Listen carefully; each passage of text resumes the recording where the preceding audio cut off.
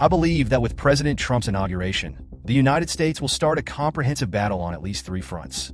First, domestically in the United States, he must clean up the swamp, particularly the treasonous media, the media that steals and commits crimes. They can no longer hide under the so-called Section 230, which protects publishers' right to decide what content to distribute, and the Second Amendment to engage in wrongdoing and harm the ordinary people. This front addresses the internal swamp and CCP bot people. The next battleground is the restoration of the constitutional framework by the American people, with a particular focus on ensuring the integrity of legal voting and modernizing the election processes in the U.S. We need to improve the system so that such events don't happen again. At the same time, we must identify individuals behind the scenes and have them severely punished. This is an international, state-level crime, and no one should be spared, whether they are from within or outside the U.S. On the third front, I hope for a comprehensive recovery of the U.S. economic sector.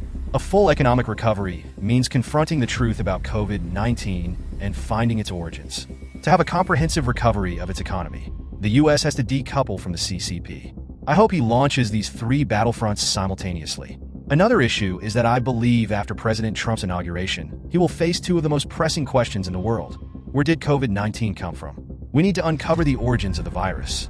The U.S. election has been controlled, and the media has been controlled. There has been a collective theft of American democracy and the electoral system, with the aim of gaining control over the U.S. government.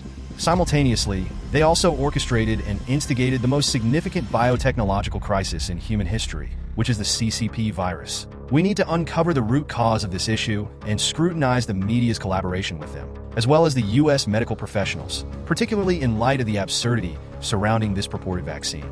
The people and the world deserve an explanation.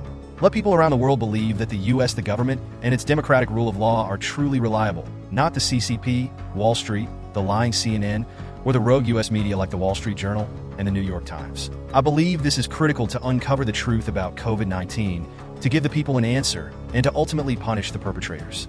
Additionally, I hope that within these 4 years, the new federal states of China, which represents the Chinese people, will receive official recognition from the U.S. government as soon as possible. At the same time, we must dismantle the firewall that the U.S. has built to enslave the Chinese people. We need to rapidly expand and strengthen the entire G-series, such as G-News, G-TV, G-Coin, G-Dollar, and G-Clubs, to make them powerful forces that serve as a bridge of civilization and friendship between the American and Chinese people. At the same time, the new federal states of China will not disappoint the American people with our efforts and everything we build. Americans should take a close look at the declaration of the new federal states of China. Our ultimate goal is to establish a 1,000-year civilization agreement with the United States and the West.